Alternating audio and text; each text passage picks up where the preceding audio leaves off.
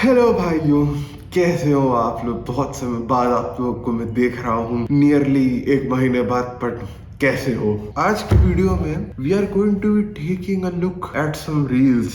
शायद आपको पता हो, इंडियन रील्स में भी एक जॉनरा है, अ जॉनरा ऑफ रील्स जहाँ पे they do some of the most insane, wild and sort of very offensive shit. Like कहने का मतलब इतना अजीब जाएगा कि हंसी आ जाएगी, या फिर इतना ऑफेंसिवली अजीब जाएगा कि आपको हंसी आ जाएगी। ज्यादातर ये रील्स आपको किसी और के मीम पेजेस पे देखने मिलेंगे, जहाँ पे ये लोग किसी से चोरी करके लाते हैं ये माल और अपना टैग लगाएंगे और उसके साथ साथ गैम्बलिंग एप्स भी प्रमोट करेंगे। पर मुझे ओरिजिनल सोर्स मिल गया इस बार, और the darkest fucking memes on the internet, on the Indian internet। तो चलिए गाइस, वही एक्सप्लोर करते हैं इस जॉनरा ऑफ मीम्स को। आज हम लोग पूरा जॉनरा तो कवर नहीं कर पाएंगे, पर मैंने इसके अंदर एक सब जॉनरा डिस्कवर किया है, भैया के कारनामे। भैया के कारनामों में भैया पहले एक अच्छे पुलिस वाले होते हैं, पर उनकी बहन एक स्कैमर होती है।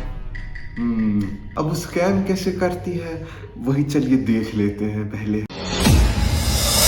हाँ भैया आ रहा हूँ। अरे भैया थोड़ा टाइम तो लगता है आने में। बात करता है। हेलो। जी हाँ, बहन अपने दोस्त को फ्रॉक के नीचे छुपा लेती है और एक गरीब से चोरी करती है, और उसके बाद भैया के नाम से धमकी देने लगती है। वो तुम्हें ना छोड़ेंगे नहीं भैया। आ गया और ये दूध भी ले आया जो तुमने चोरी किया दोनों जनों ने मिलके। चोरी? पर भैया फिर हीरो आर्क में है अभी, तो बहन को भी फंसा देते हैं।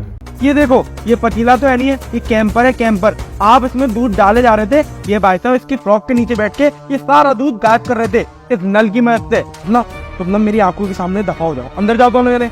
चलिए, पहले इंसिडेंट में भैया तो थोड़े अच्छे भी थे, अच्छे पुलिस वाले थे और थोड़े लीनियंट थे बहन पे।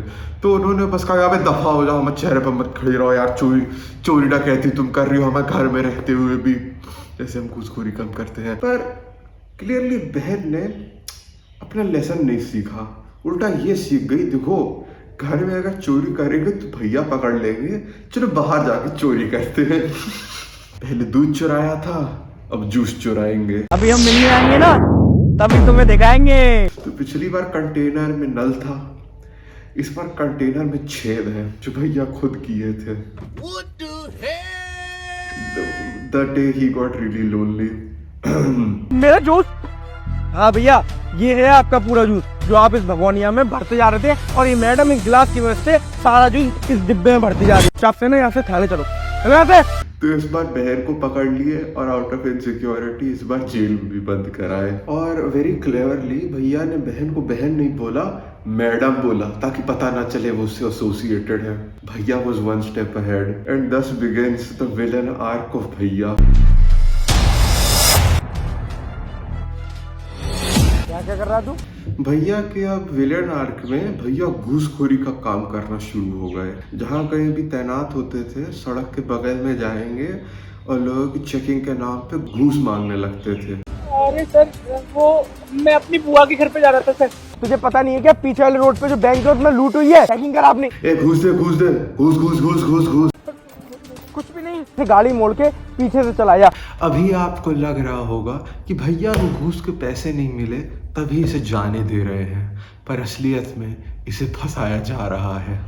ये मत जाने दीजिए यहाँ से सर, ये मेरा दोस्त है, और पीछे वाले रोड पे जो चोरी हुई थी ना बैंक में से, वो इसने की थी। ऐसे इसी के पास हैं, पर वो तुमको दिख नहीं रहे। मैंने आपको दिखाने की भी कोशिश की थी इस रस्सी के जरिए से। तो मैं छोड़ूंगा नहीं मैं, अब तू पकड़ा गया ना, तेरा साथी भी पकड़ा जाएगा। अब चलिए मुझे बताने दीजिए भैया का मास्टर प्लान था क्या। जिस एरिया में ये तैनात होते हैं उसी एरिया में कुछ बहुत बड़ी डकैती हो जाती है, और जैसे कि आप रील में देखते हैं, सपोजिटली चोर को पकड़ लेते, थाने लेके चले जाते हैं। पर असलियत में ये बंदा चोर नहीं, एक झाड़ू वाला था। उसके पास बैंक अकाउंट नहीं था, तो अपने सारे कमाए पैसे अपने शरीर से टेप करके रखता था ताकि कुछ चोरी ना कर पाए। भैया को पर इसके बारे में पता चल गया और उन्होंने फंसा दिया उसे अपने एक दोस्त की मदद से। भैया इस बंदे को थाने लेके गए, बहुत मारे, उसके पैसे भी छीन लिए और जेल में भी बंद कर दिए। अगले रील में अब आप देखेंगे कि कैसे भैया को भुगतना पड़ा अपने गलत कर्मों के लिए।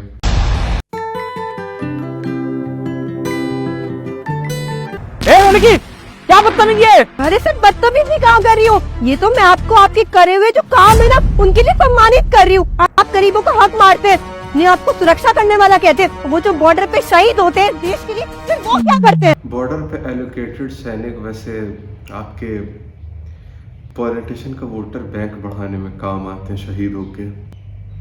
Is that too political? मैंने कल अपनी आंखों से देखा था, तो झूठ बोलने की तो जरूरत नहीं है।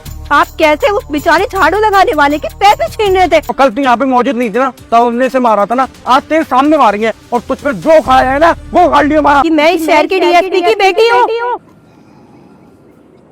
इसके बाद भैया की नौकरी चली गई और उन्हें खुद जेल में जाके बैठना पड़ा। पहले वो जेल से तो बच गए क्योंकि वो पुलिस वाले हैं, पर उनकी इज्जत डूब गई और अब उन पे कोई विश्वास नहीं करता। तो मचला एक पहना, भैया भी स्कैम करने में शुरू हो गए। And the villain arc continues. और इस बार डीएसपी की बेटी खुद इन्वॉल्व है, because fuelling a cocaine addiction is fucking expensive. मुझे ना वो दोनों कवर पसंद है, वो दोनों दे दो आप। प्रिंस भैया बहुत चतुर हैं, वो डीएसपी की बेटी के खुद सप्लायर बन गए और उसे अपने स्कैम्स में भी इन्वॉल्व कर लिए। मैं भी ब्रांडेड है, अच्छी क्वालिटी के। हाँ 500 के ही तो बताए थे, लीजिए। अच्छा कितने का है भैया? अब मैंने बताया ना 275 का। 275 का ठीक है, तो बाकी पैसे लौटा दो मुझे। Bro is over cooking with this one. आपने ये ही कहा कि मैं बाकी पैसे लौटाऊं? मैंने अभी पूरा 500 का नोट दिया। साहब मैं रोजी रोटी कसम खा के कह रहा हूँ, आपने मुझे कोई पैसे नहीं दिए। जब भी मैं तुम जैसे छोटे दुकानदारों को कोई बड़ा नोट देता हूँ ना, तो उसकी फोटो क्लिक कर लेता हूँ। सीरियल नंबर देख उसका, ये सीरियल नंबर है 3CE। मिला ले ढंग से मिला, करोड़ तो मैं तेरे थाने ले जाकर बताता हूँ। चल निकल बात। पर प्रिंस भैया कुछ ज्यादा ही चतुर बन गए। वो ये भूल गए कि डीएसपी की बेटी डीएसपी की बेटी है और वो पापा की परी भी है। तो वो गई और अपने पापा से चुगली कर दी। इसीलिए अगले फ्रेम में एक पुलिस वाला आता है और भैया को पकड़ के जेल में बंद कर देता है। जो कल दोस्त था वही आज कैप्चरर है। ये क्या कर रहा तू? क्या है ये सब? पर भैया जब जेल गए तो उन्हें को पसंद आ गई। बहारा बहारा कि चैन तू आ फरार में। तो भैया ने समझ लिया यही मेरा एक तरीका है वापस पुलिस में घुसने का। तो उसे पटाने के तरीके भैया सोचने लगे। उस पुलिस वाली ने तो भैया को उतना भाव नहीं दिया, बोली आगे कोई चोर है, पर भैया वो होने कैसे दे सकते थे। आप लोग अबे ओए, यहाँ पर एक पुलिस वाली खड़ी थी, उसको तूने देखा क्या यहाँ पर? हाँ, एक पुलिस वाली यहाँ पे खड़ी तो थी जब मैं आया था। वो पुलिस वाली ना भैया आगे की साइड गई है। बट एज वी नो भैया is the master plan behind all the greatest plans. ये लोग आपको आज किडनैप करने वाले थे। इसे याद करो, आपने किसी जॉन नाम के आदमी को पकड़ा था और उसके भाइयों के लगातार आपके पास कॉल भी आ रहे थे, पर उसको आप छोड़ नहीं रहे थे। वो शायद बहुत बड़ा गैंगस्टर है, उसी के चक्कर में वो तीनों जने आज आपको किडनैप करने के लिए आ रहे थे। कि ऐसे गुंडों की कितनी हिम्मत बढ़ गई है, पुलिस वालों को ये उठाने चले आए। अब तुम टेंशन मत लो, मैं पीसीआर बुलाती हूँ, तुम उसके साथ ही जाना। जी मैडम। Yes mummy. तो इस बार भी भैया ने ग्रेट प्लान बनाया और एग्जीक्यूट किया और अपनी वर्दी वापस पा गए और बंदी को भी पिघला आए।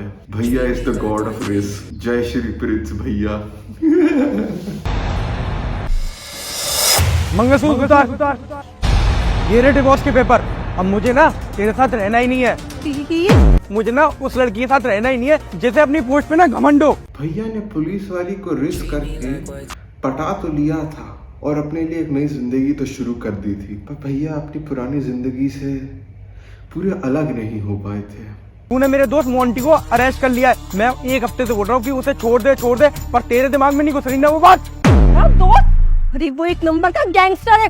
असलियत में जो गुंडे जो आपने पिछले रील में देखे थे वो भैया के दोस्त के गुंडे थे। और भैया की जो नई पुलिस वाली बीवी थी उन्होंने भैया का दोस्त को ही जेल में बंद कर दिया था। तो भैया ने सोचा अपने दोस्त को बचाने के लिए क्यों ना मैं अपनी बीवी को डिवोर्स की धमकी देने लगूं। कम से कम 50 केस है उसके ऊपर मर्डर के, और तुम मुझे उसे छोड़ने के लिए कह रहे हो। केस मैं तुझसे अभी बोल रहा हूँ, वो केस को तू क्लोज कर दे और मेरे दोस्त को छोड़ दे। अगर तुझे मेरे साथ रहना है तो मैं तुम्हारे साथ नहीं रहूंगी, मैं जा रही हूँ। पर डिवोर्स के पेपर ये मैं साइन करके ना तुम्हारे घर पे चढ़ा दूंगी। अरे सुन तो सही। पहले तो आपको लगेगा ये प्लान शायद बैकफायर कर गया, पर असलियत में ये मास्टर प्लान का ही हिस्सा था, क्योंकि भैया is the greatest planner of all times. He is the mastermind behind everything. तो बीवी ने तो इन्हें डिवोर्स कर दिया, तो उनकी ये झंझट छूट गई। बीवी चली गई माचोदार। बीवी की बनाई चाय उन्हें कभी पसंद नहीं आई। फिर बीवी ने गुस्से और डिप्रेशन में आके अपनी पोस्ट भी छोड़ दी और वो भैया ने ऑक्यूपाई कर ली। अब क्योंकि भैया की रेपुटेशन तो गटर में थी, कीचड़ में डूब चुकी थी, तो भैया ने सोचा चलो भाई क्यों ना वापस अच्छे पुलिस वाले बन जाते हैं। तो उन्होंने अपने षड्यंत्र रचने के स्किल को इस्तेमाल किया और कई चोरों को पकड़ लिया, पर आखिर में भैया तो भैया वो अपनी पुरानी जिंदगी से कभी नहीं बच पाए। उन्होंने फिर कुछ घपला कर दिया। ये क्या किया तुमने? अब देखो देखो मैं तुम्हारी मांग भर दी है, आज से हम दोनों पति पत्नी हो गए। प्रिंस देखो ना, मैं हेयर कट कराने आई थी और इस इंसान ने मेरी मांग भर दी। भैया को अपनी गलतियों का तब एहसास हुआ जब एक सैलून वाले ने उनसे बदला लेने की कोशिश की। उस दिन भैया ढंग से सोच भी नहीं पाए कि मेरी बहन किसी सैलून वाले से कैसे शादी कर सकती है। तेरी इतनी ज्यादा हिम्मत बढ़ गई है कि सरेआम तू लड़कियों को अपनी वाइफ बनना तो कर रहा है। सिर्फ तेरी पत्नी की। तूने भी 2 दिन पहले मेरी बेटे की जबरदस्ती शादी कर दी है गुंडे से। मुझे रियलाइज हो गया कि जब खुद की बहन बेटी हो या खुद की बीवी के साथ ये सब होता है तो कैसा लगता है। आपको सीरियसली लगता है भैया अपना लेसन सीखने वाले हैं? भाई वो पुलिस वाले हैं, वो जान पर कुछ नहीं होगा, उनका दिमाग ऐसे ही घूमा रहता है।